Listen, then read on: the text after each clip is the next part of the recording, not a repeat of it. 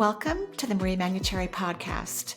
Over the last 30 years, it has been my joy to assist humanity in aligning with their magnificence so they may heal, discover their natural gifts, and communicate with loved ones living on the other side.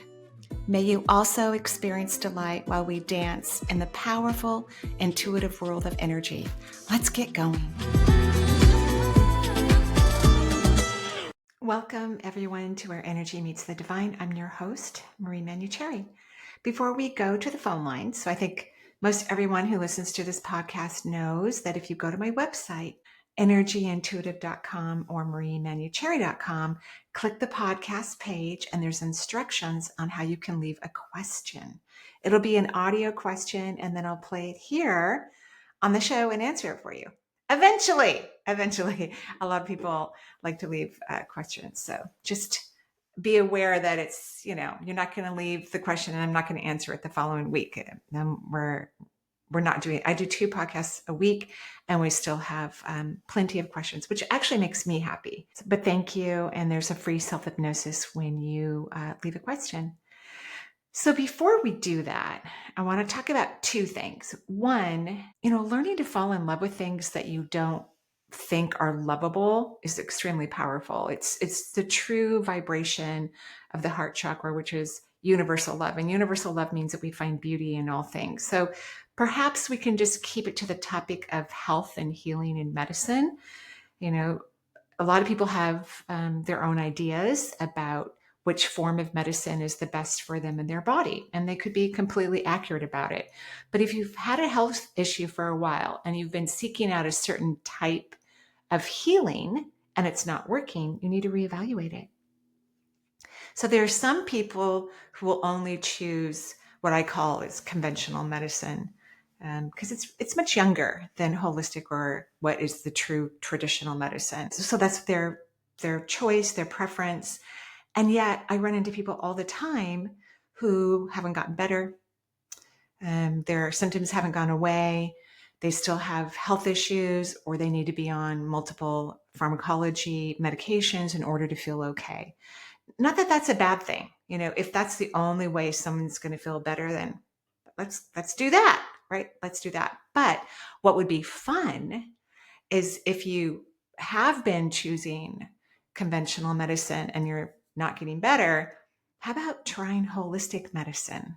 Find an acupuncturist, a neurologist, a naturopath, or a physician who does both types of medicine, because more and more physicians are learning about naturopathic, holistic forms of integrative care, which is wonderful because then they have more options too. They have more that they can provide for their patients. And then I think patients feel like they have a little bit of a choice. Because don't you kind of want a choice? I want a choice. I would like to have a choice. If that's possible, I would like to have a choice. And then I can use my intuition to feel, ooh, yeah, I'm going to try that. Or I'm going to try this one. Or I'm just going to go meditate for a couple of weeks and see how I feel after that. That's also an option. Now, the same thing is true if you've chosen holistic medicine and you've been getting acupuncture for years, but your back pain has not gone away. You need to figure something else out. You probably need to go see a conventional physician and see what they have to offer. There might be something brand new that works perfectly for your body, that doesn't require surgery, that maybe isn't medicine even. So in terms of pharmacology, so you want to not stay devoted for long periods of time. With holistic medicine, things don't always happen quickly. It takes a little bit longer, typically, not always, to get the human form to change with herbs and vitamins and food. It's not like an antibiotic where you feel better within 24, 48 hours. It's different. The good thing, or one of the good things about holistic medicine is it's retraining your body to do what it naturally is meant to do through herbs and vitamins or whatever it is that your lovely naturopath is recommending. So it's going to take a little bit more time, but still, if years are going by, you need to reevaluate. You need to kind of cross the bridge, look at what's also on the other side. You might even find something in the middle that had never occurred to you that is creating health for you. So just keep that in mind. This is one of the reasons why I love all forms of medicine. all forms of medicine I love, because there could be something that is helping a human being to live a happier, more fulfilled, healthier life while they're on Earth, which is, I think, very, very exciting, right? That's very, very exciting. Also, I wanted to bring up that we are about to enter into eclipse season. It's my favorite season. I love eclipses because I love to be surprised. And eclipses are all about surprise. So we have our first eclipse. I believe it's, I'll look at my little cheat note here. It's a lunar eclipse in Pisces on September 7th. And then we have a solar eclipse in Virgo on September 21st. So lunar obviously is the moon and solar is the sun. And what eclipses do is they create darkness, but the energy of an eclipse projects light into the darkness. So the potential of having something resolved or healed, or all of a sudden you're not interested in something that's been very painful for you, all of a sudden you have this major healing, this new sense of consciousness. That's all possible during eclipse cycles. Now, eclipses can affect the energy for months before and months after. I like really the week before and the week after, but technically, at least the month before and up to 6 months after, sometimes a year, it depends on the eclipse, or is the window where you could have these new impressions, these valuable new shifts in consciousness that could affect you in a positive way for the rest of your life. And eclipses kind of come in pairs. We have a Pisces Virgo connection, and apparently this interesting combination at the degrees that it's been occurring happens every 18 years and has been happening that way since the 1800s. So you kind of want to look back at what was going on in your life 18 years ago if you were on the planet, and if you can remember what was happening 18 years ago, because there could be a similar theme that's occurring. We do know, since the first eclipse on September 7th is in Pisces, it's going to affect intuition and consciousness. Pisces is a strong water sign that has great intuition and a unique global consciousness of the universe. So we know that's going to be a part of the September 7th eclipse. So when eclipses are coming around, I like to be more present. I like to kind of engage more with nature, even more than I normally do. And I engage significantly in nature. I love nature. You want to become more present, because when the universe communicates, whether you hear it, see it, or feel it, or somehow have some knowingness, it's in the present moment. That's why thinking, analyzing, and processing is a true waste of time, regardless of what you do for a living. Even if you're an engineer, you still need to be in your intuitive muscle to make really good decisions with your beautiful logical mind. If you could meditate a little bit every day, or go on more walks, do some yoga stretches, do a little bit of qigong, do something to help you get out of your head so that you can be more present, because the universe will be speaking to you. Everyone is affected during eclipse season, and we have, anywhere between 4 to 5 eclipses per year. And I think they're magical and powerful times. We've already had a series of eclipses this year, so I'm not sure how many are happening this year, but this is like our second go around, I believe, anyway. So I hope you enjoy the eclipse season, and I hope that you adore the information and knowledge that comes to you. So if you have some burning questions, maybe write them down in a positive what if question. What if I'm discovering what brings me joy? What if I have found a fabulous career path? What if my health is improved like lightning, like super fast? What if my interaction with other human beings is a healthy, intimate exchange, emotionally, spiritually, and physically? So maybe create some what if questions, and maybe you meditate on those, which means you close your eyes for a few minutes and kind of rest in your body. I like to imagine like a waterfall at first, moving from my head all the way down to my toes. Be creative in your intuitive process. Like, you don't have to just wait until something intuitive happens for you. It's actually happening. The universe is waiting for you to get out of your head and stop thinking and stop going, where's that intuitive muscle? The universe is waiting for you to get into the creative energy. So if you could maybe experience that waterfall, feel your glute muscles growing into the seat cushion and wherever you're sitting or lying down, be playful, because intuition is a playful energy. It's very creative and it's very playful. And if you can start the muscle, uh, massage it a little bit, then I think you're going to be happily surprised with the outcome, with your experience, which is what everybody wants. Okay, so we're going to, be open to potential different modes of healing. And we're going to practice the art of the present moment so that we can take in information that's being given to us. And information that comes to us during an eclipse is big, important stuff. That's why the universe has to make it really dark so that the light can be shown through and so that you can have an awareness expansion with the light. It's magical for sure. Okay, we're going to go ahead now and go to the phone lines.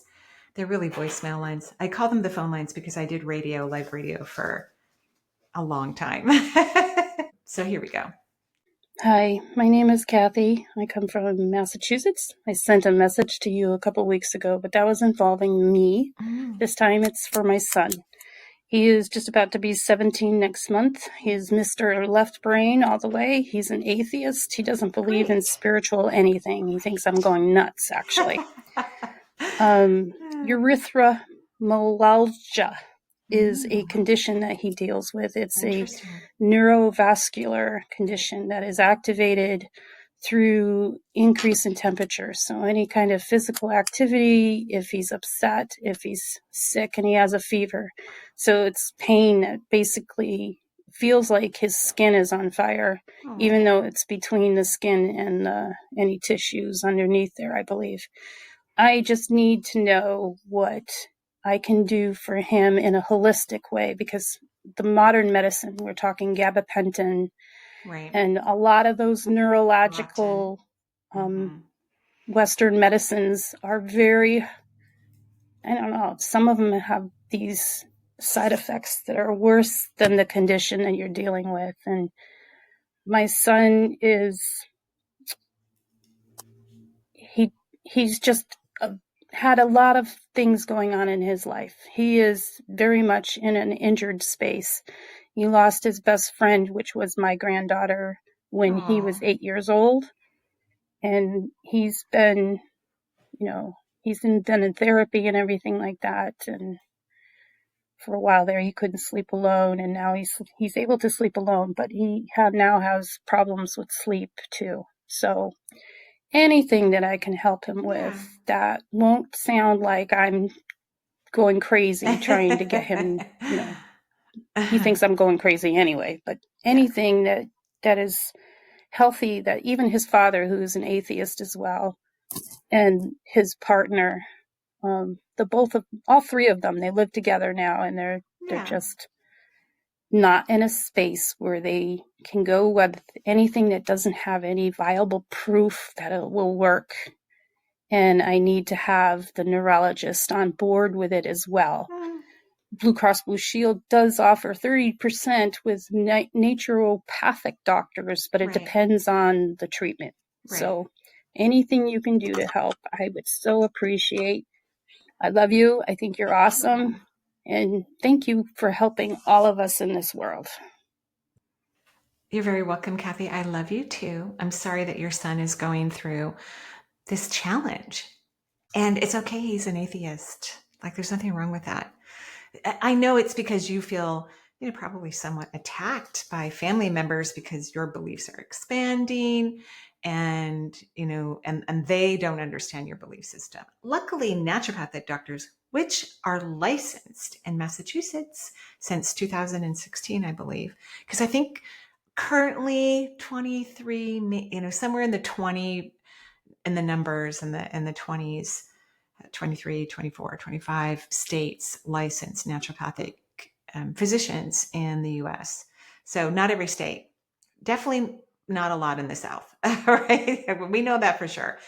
And so if you were to take him to a naturopathic physician, I'm sure that your your spouse, ex-spouse, and your son would be okay with it because they are actually licensed physicians. I don't think you need your neurologist on board.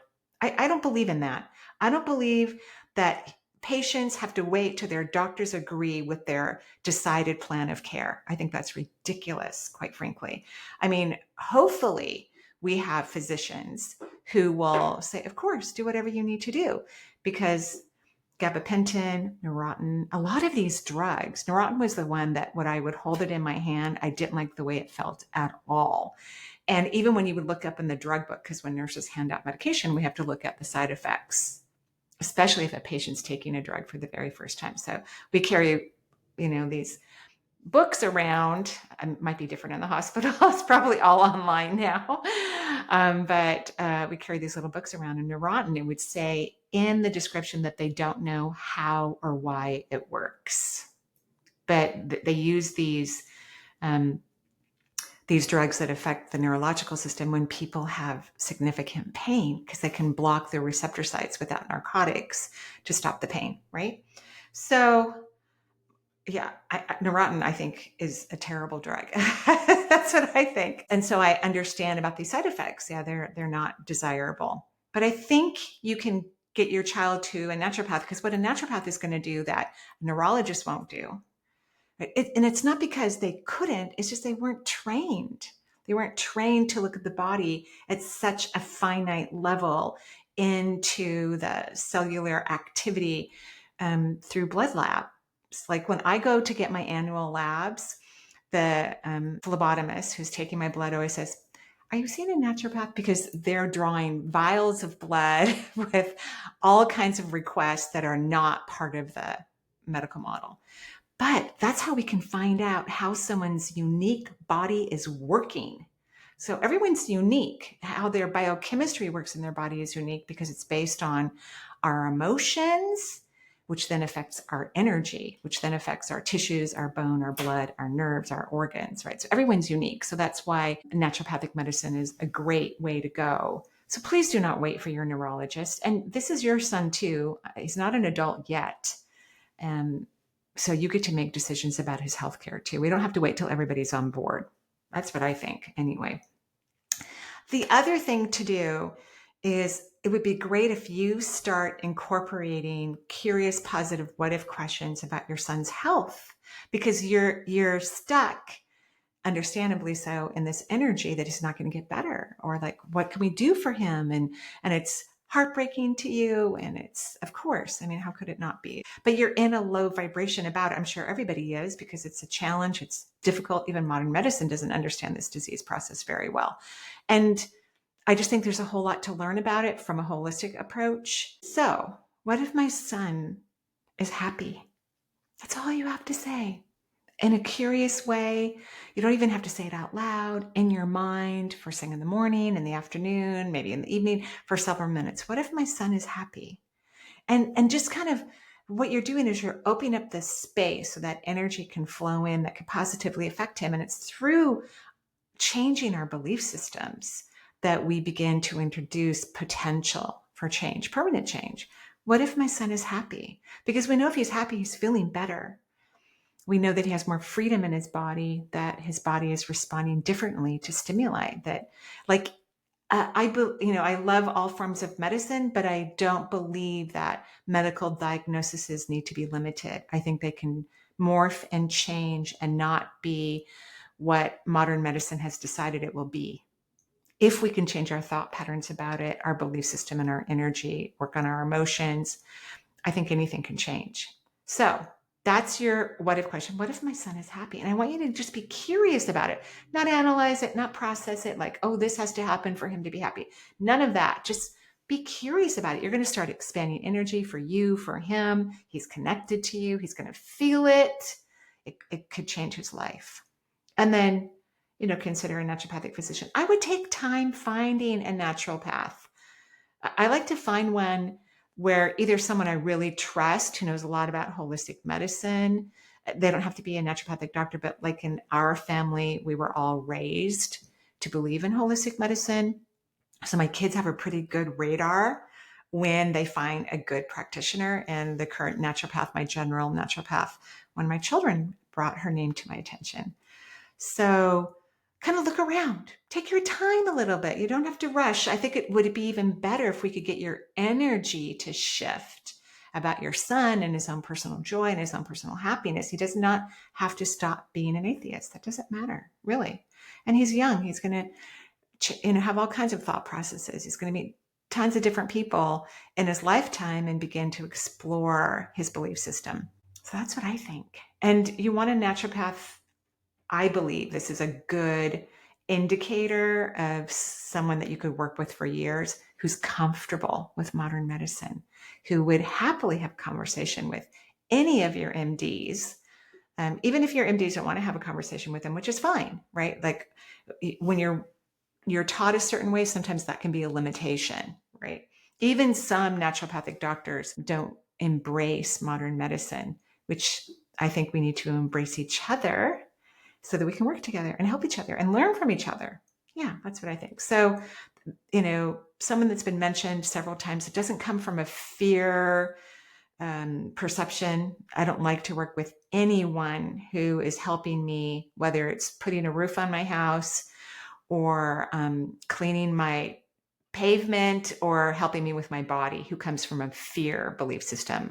That is not something I want to choose. Fear is a very low vibration and frequency. Yeah, so this is fun. What if my son is happy? Okay, great. Thank you. Wonderful question. Hello, Marie. My name is Stephen. I will be 68 in January. I discovered many of these concepts in my early 20s and played with them, but never really integrated them into my life.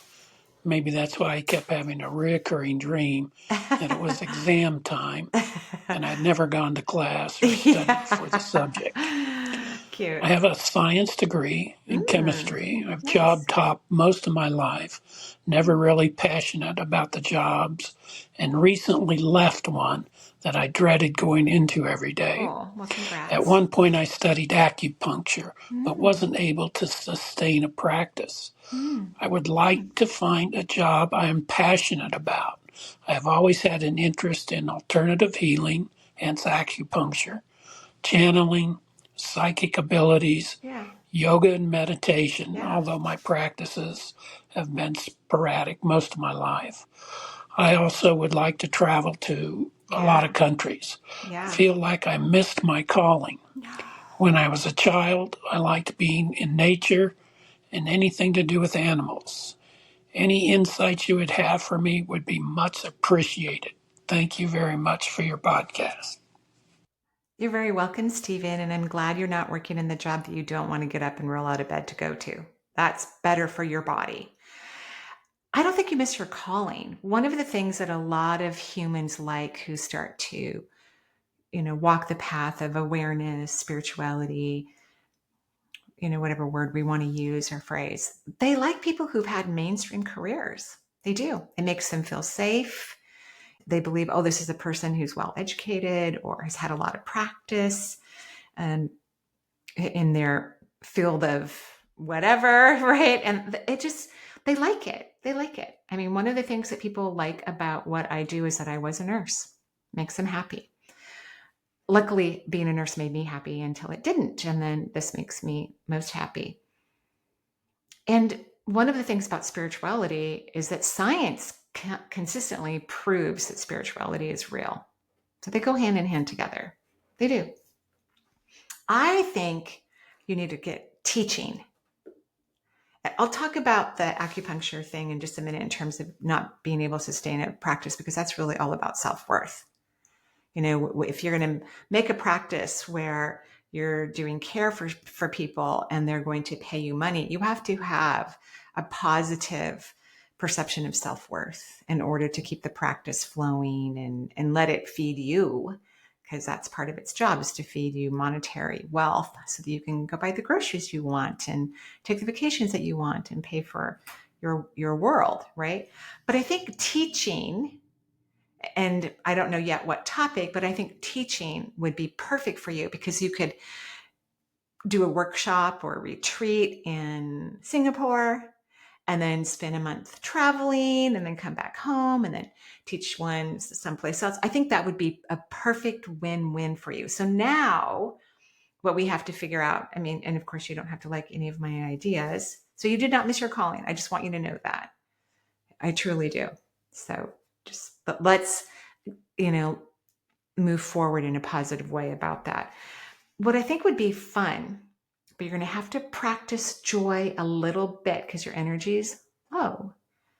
I mean, you're kind, you're compassionate, you're a good human being, but for whatever reason, you don't have spikes of high vibrational energy. So if you could become present more and find things in the present moment that make you happy. Like right now, because my room echoes a little bit, even though this room is not very big, the walls and the ceilings are tall in my house. So the walls are big. I have artwork. For whatever reason on this podcast, it echoes. And I've looked at stuff to put on the walls, but I haven't found something that I like that's non-toxic that I don't have to work hard to put it on the wall. Right. But so I do these funny little things. Like I have a chair opposite me with a beanbag chair on it, kind of right in front of my voice. So hopefully it will decrease the echo, even though I've clicked on here, that it's going to remove the echo. Right? So that's my present moment. My present moment is I'm looking across from me at this little MacGyver thing that I put up with the beanbag chair and another chair. And there's actually like a little bag on it too, because I didn't know where to put the bag. And it makes me laugh. I think it's cute. I think it's funny, creative. I'm wondering if it's working, if it's helping, but that's my present moment. So the present moment is really simple. It's not complicated. I also have a sleeping dog to my left who's been promised a WALK after I record this podcast, even though he knows what all those letters mean. I don't know why I'm spelling it out for him, but he knows. I have to do a podcast and then we'll go for your second walk. So the present moment is fun. It's interesting. It's precious. And if people can allow themselves to move into that space, like even during the eclipse time, right? They raise their vibration. They get happier. And when you feel joy, it makes it so much easier to determine which direction to move to when you're trying to make decisions about, let's say in your case, what would be in my best interest for my next career? Because the universe is talking to you through joy. It's not talking to you through low frequency. It's not communicating to you through the past or the future. It's communicating in the present moment through the feeling of joy, through bliss. There's a area of highway. It's close to Camino Island. That's why someday I will, when I have time to have a second home, I will purchase something on Camino Island. I don't have the time for 2 homes right now, because when I drive on the road there, my energy just bing, it spikes really high. That's the universe going, yeah, babe, when you're ready, go get a cabin or whatever on Camino Island or someplace close to that area. So I know that, and I will. I just don't have the time right now. So the more you practice the present moment and feel that joy, you can hear the universe go, babe, let's study meditation and teach it. Let's study breath work. One of my clients left his Microsoft job and is now teaching breath work, and he loves it. So what you could do is just start getting curious about all these different opportunities that you could impress upon others and notice which one brings that high energy to you, and then start investigating it. Because that's the universe going, perfect, Stephen. There you go. That's what I'm saying. Okay, I hope that's helpful. Thank you. Hi, Marie. My name is Kendra, and I'm calling from Northern Illinois. I am an allopathic physician, a pediatrician, actually. I knew at age 9 that this was my calling, and I feel amazingly blessed to have the privilege to have fulfilled my childhood dream. I adore interacting with kids. Children bring me such joy, and they fill my heart. But I have been feeling overwhelmed and burned out for several years in the current sort of model of the medical system. I've made lots of changes in my schedule and hired mid-level providers to try to ease the work burden. I regularly meditate and engage in, lots of different forms of self-care, but I still feel kind of hollow, and I just feel in my gut that there is something more that I am being called to do. I'm just having a difficult time kind of identifying where to put my focus. I have been toying with doing an integrative medicine fellowship. I feel like Western medicine is kind of a Band-Aid when it comes to addressing health and healing. It's not really kind of getting to underlying root causes, including energy.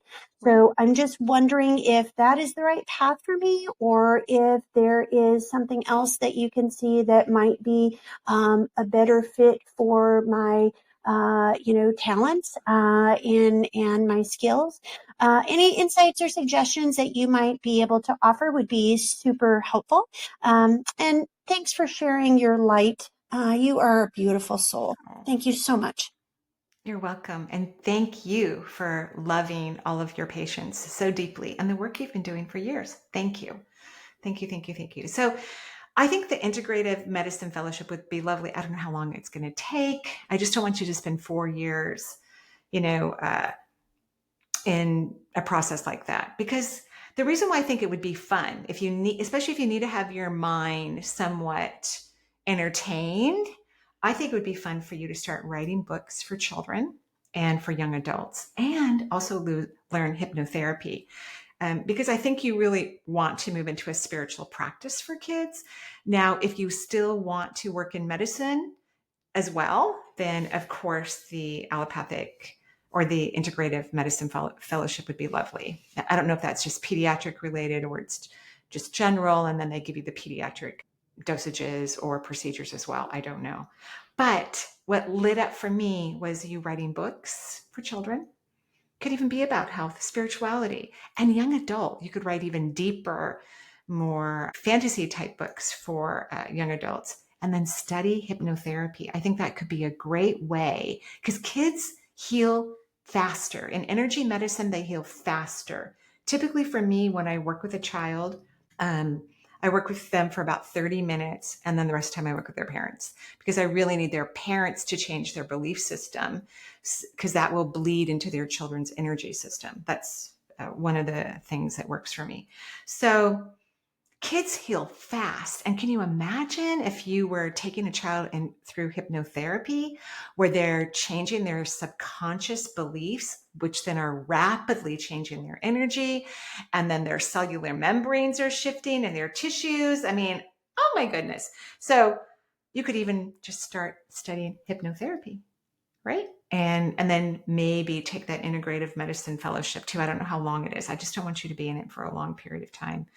I just probably only know the medical model of fellowships versus the integrative medicine type fellowships. Yeah. So really look into hypnotherapy. And when you decide to study it, if you do, choose practitioners that are extremely positive. Because I think when we have people in that hypnotic energy, we need to have very positive words, phrases, energy moving into their body, because it's going to affect them on so many different arenas of their self-worth and of their ability to heal themselves, because people really heal themselves. That's the truth of it. We're facilitators, we're practitioners to help them do that, but they do it themselves. So I think hypnotherapy would be a great tool for you to use. I'm excited for you. Congratulations. I'm glad that you noticed the energy dropped, right? Like in your practice, even though you've done everything you can to make the energy go back up, it's not sustaining. And that's just the universe talking to you, saying, ding, ding, ding, time to make a change, time to make a change, time to make a change. Follow the joy. Like what I was saying to Stephen, follow the joy. And, of course, when we're really tired, it's hard to feel the joy. So make sure you're getting plenty rest. What would be lovely is if you could take a sabbatical for like a year and do all the things you want to do. That would be really fun. Okay, thank you so much. Well, my name is Liza. I'm calling from Iowa, but I'm actually South African. Ever since a profound spiritual awakening, I have been in a very passionate relationship with a man across the veil. As he's a disincarnate man whom I never knew in this particular lifetime. Apparently, we were married in another lifetime last century. So we've been in this phenomenal relationship for 4 years now. But he's always been with me, not as a spirit guide, but as my soulmate. Sorry. We're able to communicate very clearly with one another, telepathically and physically. And I physically channel him, but not verbally, so I don't kind of hear his voice a lot. We've developed all kinds of ways to interact and to love one another. And I just feel so blessed and grateful for this incredible experience with him. It's changed my life. Right. So I'm wondering if you've come across this type of relationship in your work.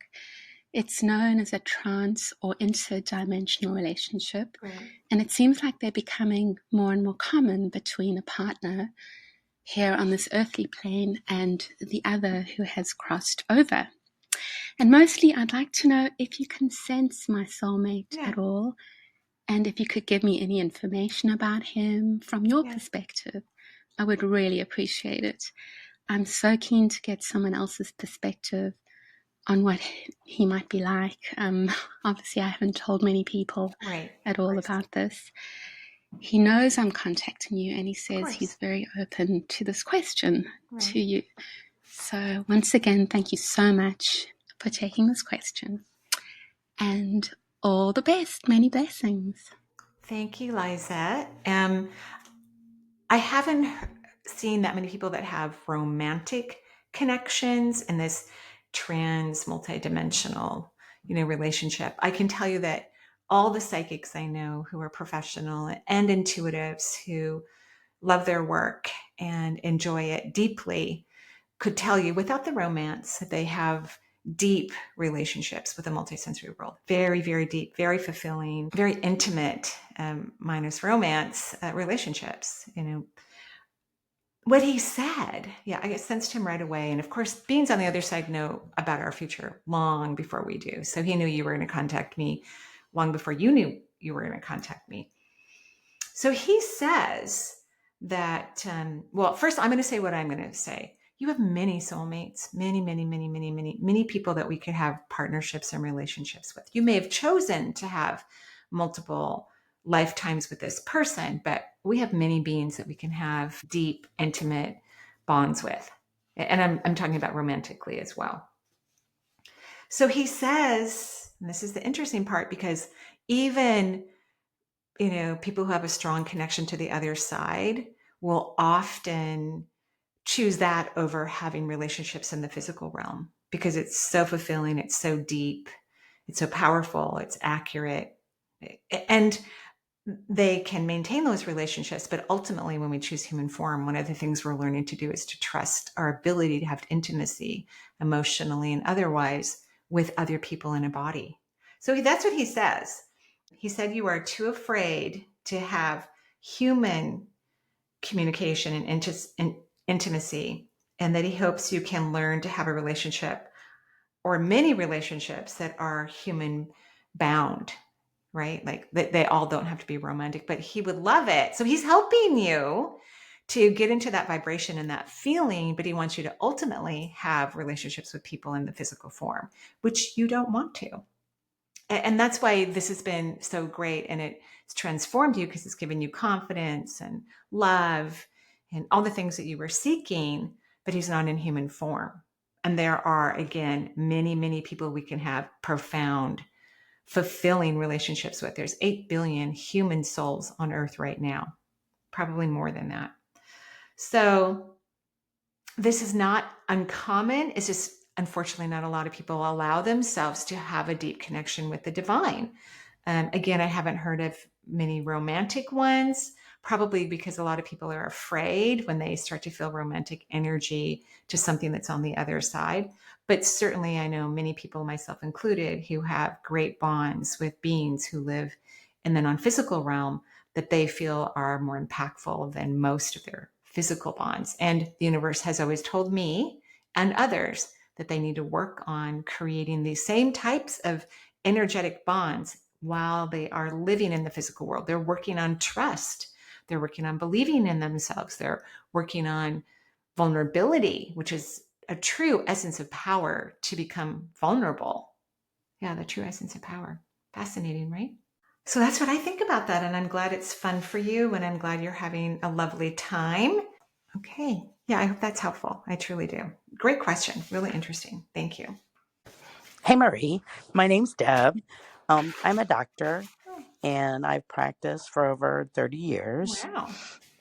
I've recently come in touch with several of my special abilities, Ooh. which I want to kind of get to work on, but I work too much. Yeah. I would like to retire. I keep praying for signs, Huh. and I just want to be sure that it's time for me to retire, and I'll help more people with my spiritual, intuitive gifts than I do in my medical practice.